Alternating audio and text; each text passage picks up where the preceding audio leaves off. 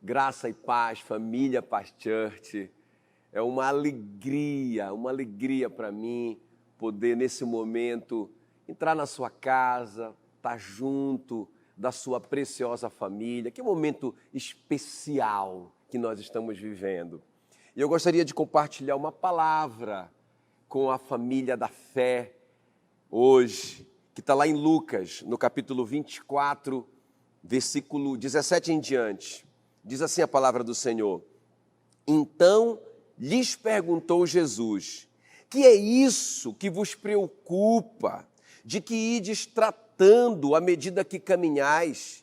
E eles pararam entristecidos. Um, porém, chamado Cleopas, respondeu, dizendo: És o único, porventura, que tendo estado em Jerusalém, ignoras as ocorrências desses últimos dias? E ele, Jesus, lhes perguntou: quais? Eu tenho um tema para compartilhar com vocês hoje, assim: que tal uma boa notícia? E a história aqui é muito interessante, dos discípulos de Jesus que estão voltando de Jerusalém, depois de ter assistido o drama da crucificação e do sepultamento de Jesus. Eu posso imaginar como que está a cabeça desses discípulos, como que está o coração deles. Imagina, outrora eles viram grandes milagres de Jesus, eles viram curas maravilhosas, eles viram ressurreições, eles viram a água ser transformada em vinho, eles viram Jesus andar sobre as águas, eles viram Jesus, o poder, a autoridade de Jesus contra os demônios, eles viram o amor desse homem, um amor que eles jamais tinham visto antes pelas pessoas. Jesus os chamou de amigos, disse: vocês não são mais servos, João 15,15, a partir de agora vocês são meus amigos. Mais do que tudo isso, eles entenderam, eles receberam a revelação de que Jesus era mais do que um grande homem, mais do que um grande profeta. Jesus era Deus, era o Filho de Deus encarnado. Eles mesmos declararam isso: tu és o Cristo, o Filho do Deus vivo. Então, eu fico imaginando esses discípulos que, outrora, cheios de fé, cheios de esperança, cheios de promessa, eles pensavam assim: o reino de Deus é chegado e nós somos amigos pessoais do rei. Eles estavam cheios de sonhos, cheios de promessas. Eles pensavam: logo, logo, a paz e a justiça reinarão nessa terra. Eu fico imaginando esse coração deles, muito cheio de Deus, muito alegre, muito feliz. Mas, de repente, uma curva na estrada. Ao invés de um trono, eles viram uma cruz se erguer. Ao invés de glória, a glória do rei, eles viram a morte chegar. Aquela multidão que outrora o amava e o seguia, agora grita enfurecida, crucifica-o como um pesadelo. Eles veem o seu rei, o seu amigo, o Filho de Deus, sendo erguido numa cruz, sendo crucificado. Eles não podem entender e acreditar no que está acontecendo. Todos com muito ódio dele, eles veem o sangue sendo derramado, parece um pesadelo. Hoje de manhã, quando eu estava vindo para cá, o meu filho disse: pai, parece que nós estamos vivendo um pesadelo. Parece que a sensação que eu tenho é que horas que a gente vai acordar. E eles estavam assim, parece que era um pesadelo, eles não conseguiam entender. Finalmente, eles viram Jesus sendo tirado daquela cruz, morto. Eles viram os soldados cortarem o seu lado e derramar água e sangue. Eles viram aquele corpo inerte sendo levado para a sepultura. Que tragédia, que final. Agora esses dois estão andando de volta para casa. Eles estão desistindo de tudo. Eles estão desistindo do sonho. Onde foram parar as promessas? Eles estão voltando para Emaús, para a cidadezinha deles, para a vidinha deles, estão voltando para o início deles, acabaram-se os sonhos, eles estão desiludidos, eles estão frustrados, a Bíblia diz que havia uma tristeza profunda neles, eles estão apavorados também, porque eles eram cúmplices daquele homem que foi morto lá na cruz. E agora, será que essa morte não vai perseguir eles também? Será que eles não vão ser condenados como o rei deles foi condenado? Eles estão apavorados. Então é nesse momento que Jesus se aproxima deles e pergunta para eles: sobre o que vocês estão conversando? O que é que está preocupando vocês? Só que eles não reconhecem Jesus. E aí eles olham para aquele homem que apareceu do nada, de repente, com aquela pergunta, e eles respondem: você é o único que não sabe as últimas notícias? Esse é o meu tema. Que tal uma boa notícia? Porque é interessante, Jesus faz uma pergunta para eles. Quais são as últimas notícias? Conta para mim. O que está aí no coração de vocês, atribulando vocês, desesperando vocês? Conta para mim. E a resposta que eles dão é um diagnóstico do coração deles. Não para que Jesus saiba o que está no coração deles, porque Jesus já sabia. Mas Jesus queria que eles ouvissem a sua própria voz, dizendo o que estava no coração deles. Então eles dizem, a resposta deles é um diagnóstico daquele coração, é uma mente tão vencida pelo pessimismo. Eles começam a dizer e explicar para Jesus o que aconteceu a Jesus, o versículo 19, e a partir do 20 eles dizem: como os principais sacerdotes, as autoridades o entregaram para ser condenado à morte, o crucificaram. Ora, eles dizem, nós esperávamos que fosse ele quem havia de redimir a Israel, mas depois de tudo isso, é já este o terceiro dia desde que tais coisas sucederam. Ou seja, nós esperávamos, nós perdemos a esperança, porque ele foi crucificado mesmo. Nós estávamos lá, não é fake news, não é mentira, é realidade, ele está morto. Então, isso que eles entendiam que era a última notícia. E eu fico pensando nisso, eu pensei nisso hoje. Nós temos ouvido tantas más notícias, aonde a gente se vira má notícia. Existe um pavor, existe um terror generalizado no mundo. Tantas más notícias.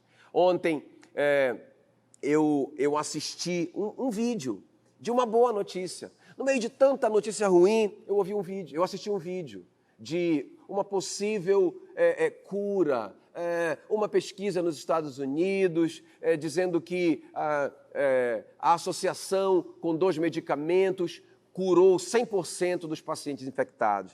Sabe, eu não quero falar sobre...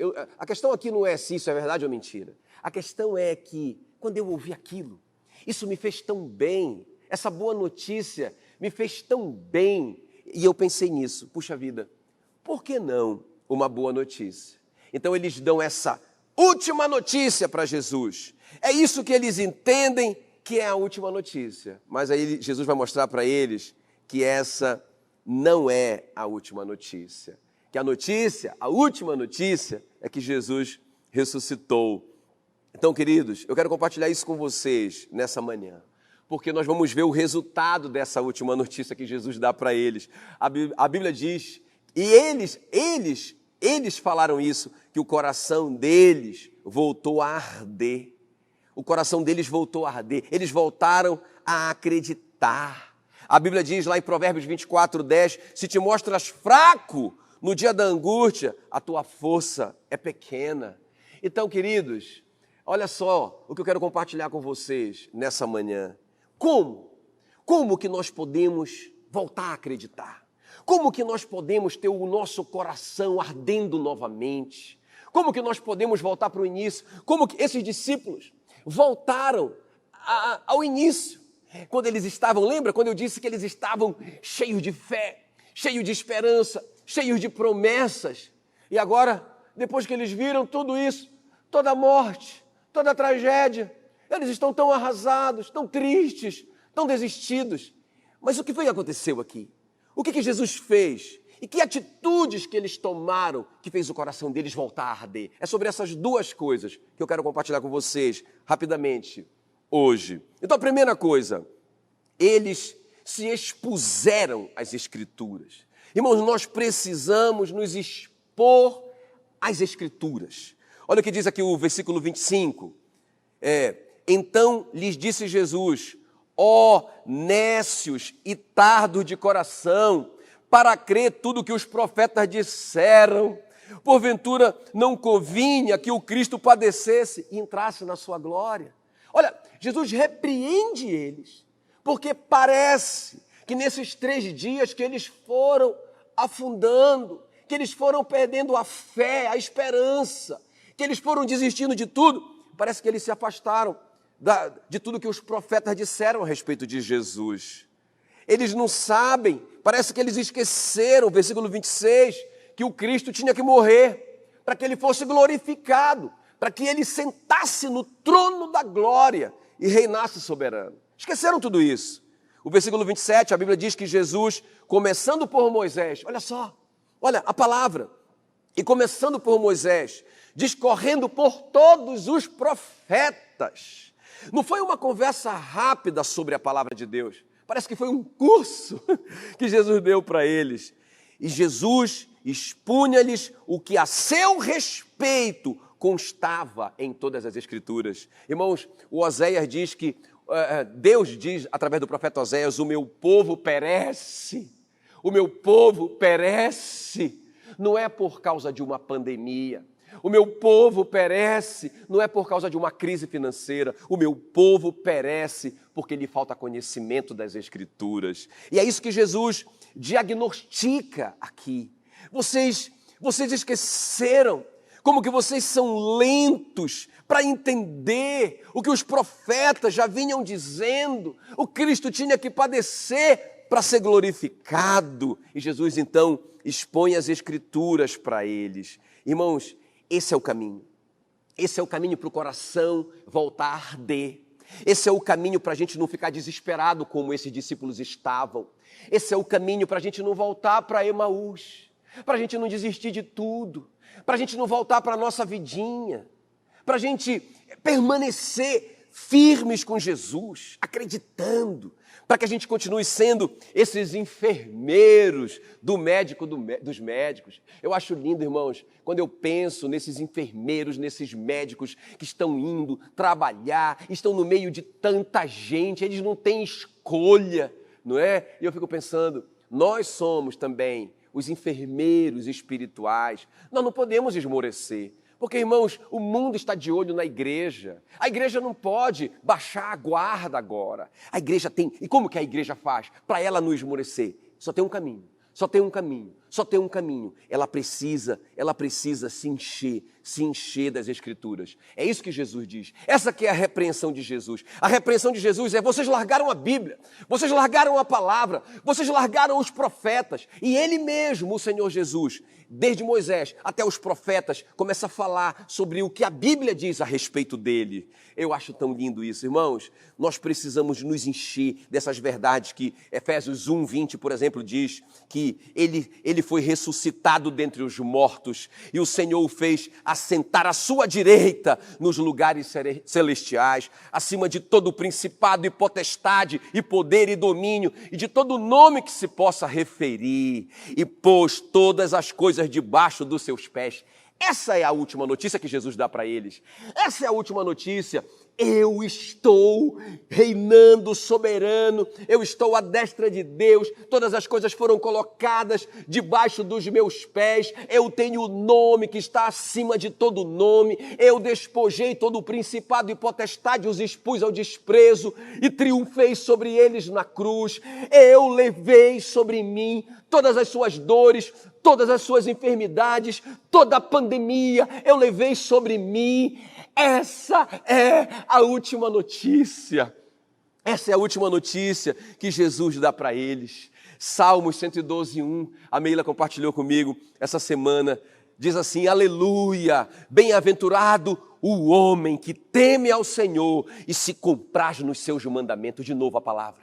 É a palavra. Por que esse homem é bem-aventurado? Por que esse homem é feliz a despeito das circunstâncias? O versículo 7 responde: ele não se atemoriza de más notícias, o seu coração é firme e confiante no Senhor.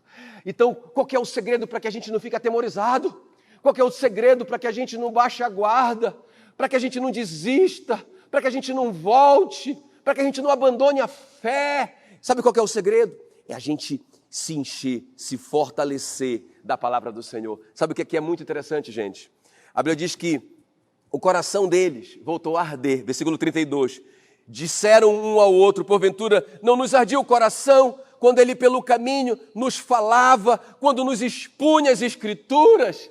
Então, não só o coração deles voltou a arder, mas no versículo 35, a Bíblia diz que aqueles dois foram procurar os demais discípulos. E então os dois contaram o que lhes acontecera no caminho e como fora eles reconhecido a partir do pão.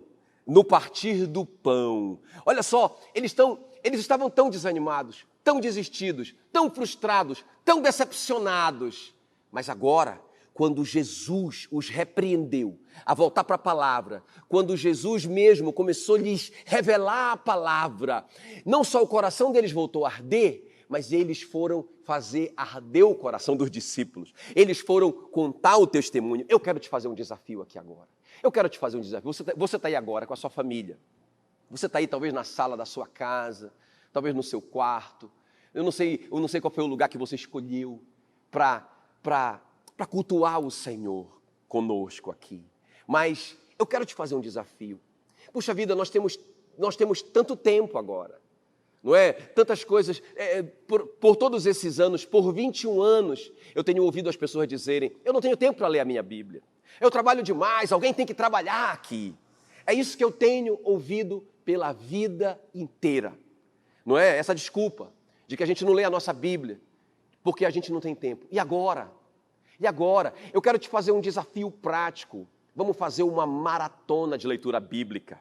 Sabe, eu acho que nós temos tanto tempo, gente, em vez da gente ficar ouvindo só uma notícia, só uma notícia, só uma notícia, só uma notícia, só morte, ele morreu, ele foi crucificado, os sacerdotes fizeram isso, fizeram aquilo, perdemos a esperança, ele era a nossa esperança. Em vez da gente ficar falando de morte, eu quero te desafiar, meu irmão, quero te desafiar, minha irmã, jovem, adolescente, criança, eu quero te desafiar, vamos ler a Bíblia, vamos ler a Bíblia.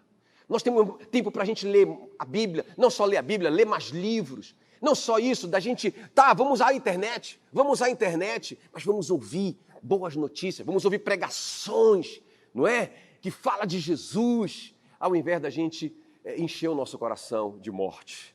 E o segundo ponto que eu quero compartilhar com vocês. Então a primeira coisa é essa, gente. Como que Jesus mudou aquelas pessoas? Como que Jesus mudou aquela perspectiva de morte, de desistência, de desilusão, de fracassamos, tudo era engano, tudo era uma mentira. Como que Jesus mudou isso? Pela palavra. Pela palavra. Uma repreensão, nécios de coração. Leiam a sua Bíblia. Ele foi pela palavra. Agora, em segundo lugar, gente, como que mudou o coração deles? Como que o coração deles voltou a arder e eles começaram a fazer o coração das pessoas arderem? A segunda coisa, irmãos, eles buscaram ter intimidade com Jesus. Eles buscaram ter intimidade com Jesus. Olha o que diz aqui o versículo 28. Quando se aproximaram da aldeia, para onde iam, fez ele menção de passar adiante, mas eles os constrangeram, dizendo: fica conosco, fica conosco. Sabe, irmãos, eles não queriam deixar aquele homem. Tudo bem que eles ainda não tinham a revelação de que aquele homem era Jesus. Ainda não. Mas alguma coisa naquele homem fez o coração deles arder. Aquilo que aquele homem disse para eles fez eles voltarem a acreditar. Então eles querem ficar com ele. Eles querem estar com ele. Eles querem comer junto com ele. Isso me fala de intimidade. O versículo 30 diz que aconteceu que quando estavam à mesa, tomando ele o pão, abençoou-o e, tendo-o partido, lhes deu. Então se lhe abriram os olhos e o reconheceram. Quando que eles reconheceram Jesus? Quando que eles reconheceram Jesus? Quando Jesus partiu o pão. Isso fala de intimidade. O judeu jamais comia com alguém que eles não tivessem intimidade. Então, quando Jesus pega naquele pão e parte o pão e dá o pão para eles, os olhos deles se abriram. Eu quero dizer uma coisa para vocês, nós precisamos, nesse tempo, gastar tempo, ou melhor, investir tempo em desenvolver intimidade com o Senhor. Olha o que diz Jeremias 33:3. Clama a mim e eu te responderei. Anunciar-te-ei coisas grandes e ocultas que não sabes. Irmão, nós precisamos tanto de revelação nesse tempo. Revelação da palavra. Nós precisamos de estratégias. Nós precisamos que Jesus fale no nosso coração para que a gente não deixe as nossas emoções nos vencerem. Nós precisamos tanto ouvir a voz do Espírito Santo. E eu tenho visto nesses últimos dias que a maioria de nós está tão apavorada, está com tanto medo, que nós não temos gastado nem tempo com a palavra de Deus, lendo a palavra de Deus, o que a palavra fala a respeito de Jesus, e fala a respeito de você mesmo. Como também nós não temos tido tempo de qualidade para buscar ter intimidade com Jesus. Eu não estou falando aqui, gente, só da gente estar orando contra tudo isso. Isso a gente tem que fazer, inclusive quando terminar aqui o culto, nós vamos de joelhos, todas as famílias de mão dadas, nós vamos orar contra tudo isso. E a gente vai continuar fazendo isso até que tudo isso passe. Agora, o que eu estou falando como intimidade é você entrar no seu quarto.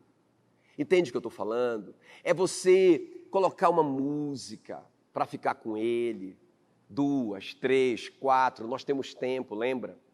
E você então ali abrir o seu coração com ele. Sabe, eu acho que a gente tem tanta conversa para colocar em dia com ele. Sim ou não, queridos? Quanto tempo que a gente tem corrido, feito frango sem cabeça, e a gente não tem parado para estar com ele, para falar com ele, para abrir o nosso coração para ele, para chorar diante dele, só nós dois. Quanto tempo? E agora nós temos esse tempo. Sabe, eu penso que nós estamos presos nele. A gente não tem como sair de perto dele, não é? A gente não tem para onde ir mesmo. Então eu acho que é um tempo da gente realmente gastar esse tempo de intimidade. Sabe, é um tempo da gente aprender a ouvir a voz dele. Eu gosto muito desse Salmo 5, versículo 3. De manhã, o salmista diz, de manhã, Senhor, ouves a minha voz. Isso é oração, isso é louvor, isso é adoração. Agora, ele diz, de manhã, Senhor, ouves a minha voz. De manhã, te apresento a minha oração. E fico esperando. Esperando o quê? A voz do Senhor. A resposta do Senhor. É sobre isso, sobre intimidade que eu estou falando. Para terminar aqui, uma cena que marca a minha vida é o naufrágio do apóstolo Paulo, ali de Atos 27, o terrível naufrágio, quando ele estava sendo levado como prisioneiro para Roma.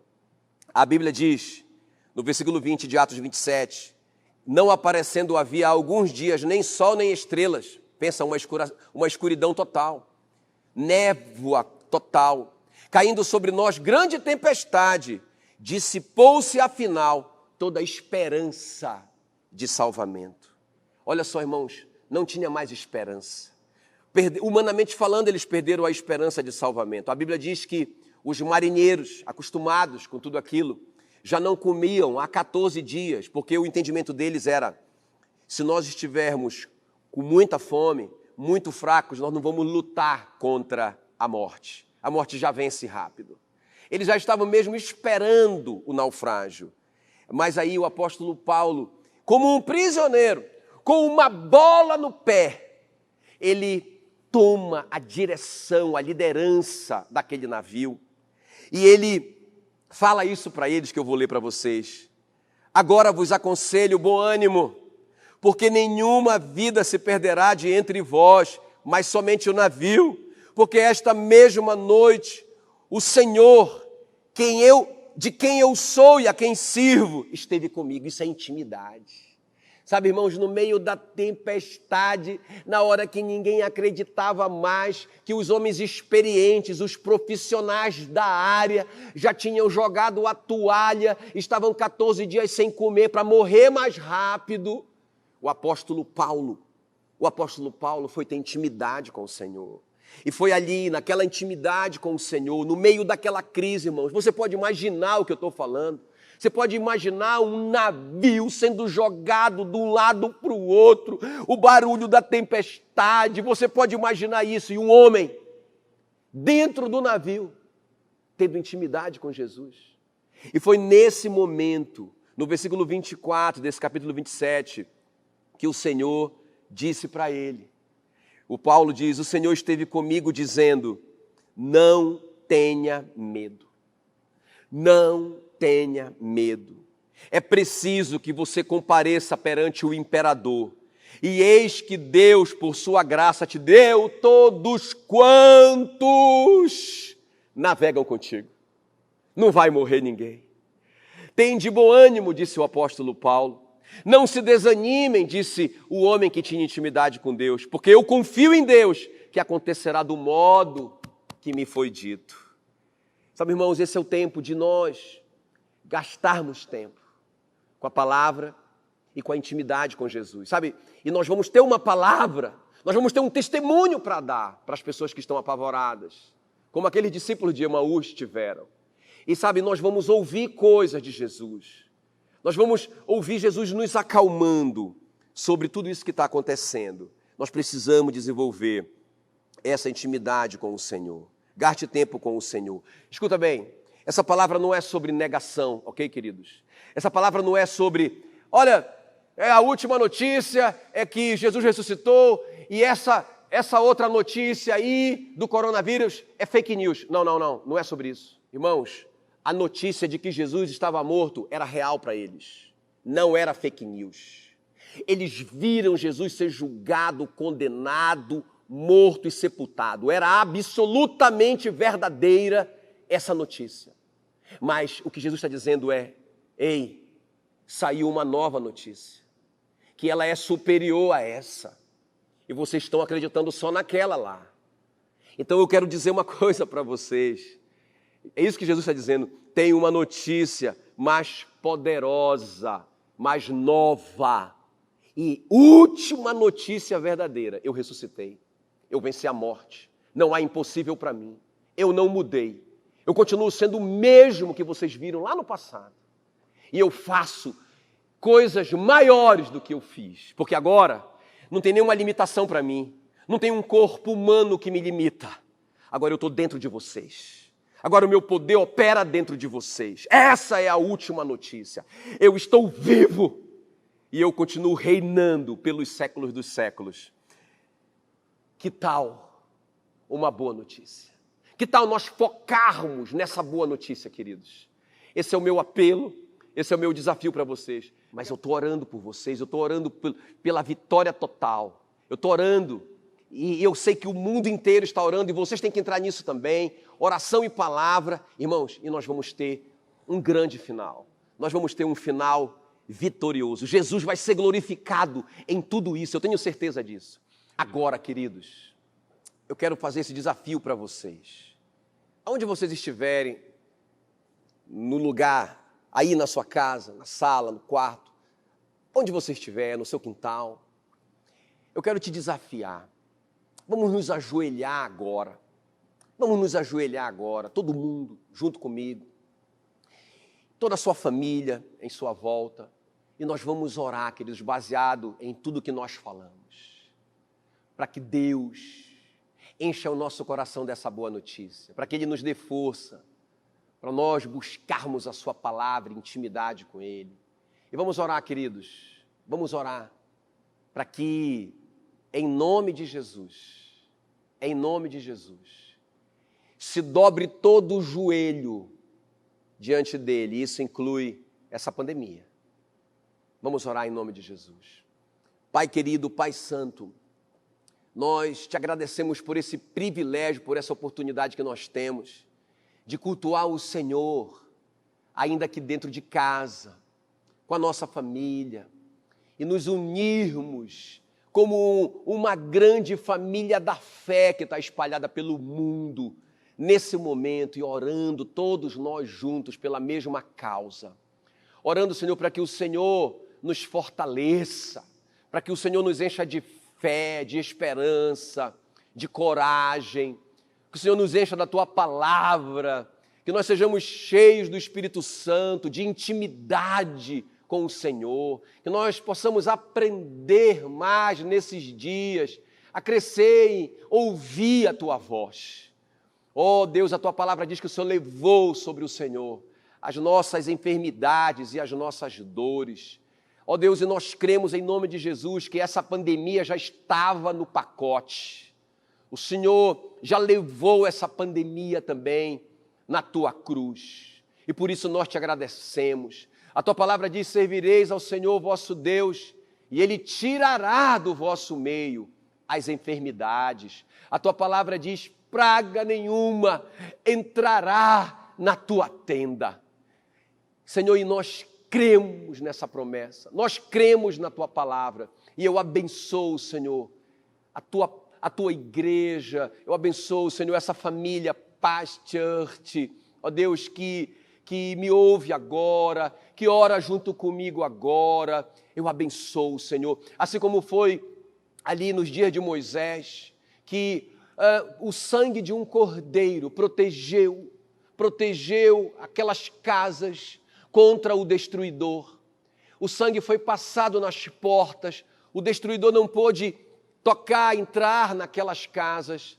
Senhor, quanto mais agora, na nova aliança, o sangue do Cordeiro de Deus que tira o pecado do mundo. A Tua palavra diz, eles o venceram pelo sangue do Cordeiro. E Senhor, essa é a minha oração hoje, que o Teu sangue seja passado na porta de cada um dos Teus filhos, de cada uma das Tuas filhas, Senhor, e que nenhum mal, praga nenhuma, entre na sua casa. Eu te peço tudo isso, Senhor, fiado no nome que está acima de todo nome. Jesus, Jesus, Jesus. Amém e amém. Um beijo para vocês. Fiquem na paz.